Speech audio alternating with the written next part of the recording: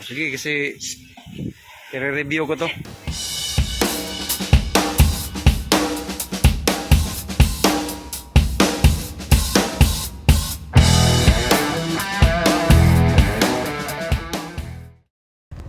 Hello mga kaibigan, mabuhay.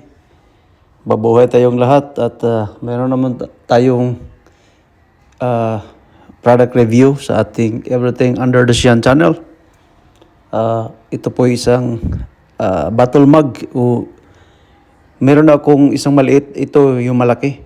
Pero ito yung una kong bottle mug na version 1. So ating i-unbox at tingnan natin kung gaano siya katibay kasi ito ay gawa ito sa aluminum, fuse sila sa bakal at aluminum. I don't know kung sole aluminum lang siya, pero matibay siya at talagang rigid ang paggagawa nito. At ito'y maganda sa mga taglamig at sa tag-init. Pwede mo siyang lagyan ng tubig na malamig at mainit na tubig.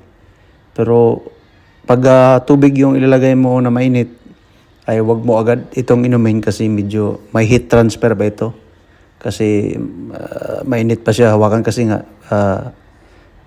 steel siya. So ito po yung niya, itsura at matagal ko ito na-ispatan kasi hinintay ko yung mag-sale kasi medyo may presyo siya. At saka ito yung handle niya, parang sa Armalite na grip.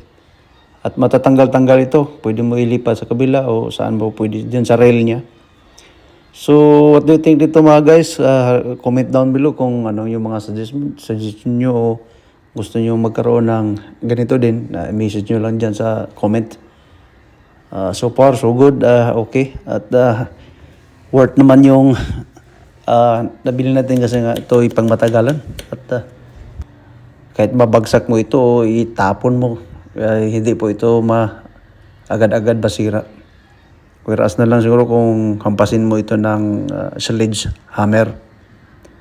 So yes, ito pala ay ilang ounce ba ito? Parang 2 cups o 16 ounce. Mahigit konti siguro. Yes, matagal ko na itong minamanmanan kasi mahal talaga siya sa ibang mga store at naghahanap talaga ko.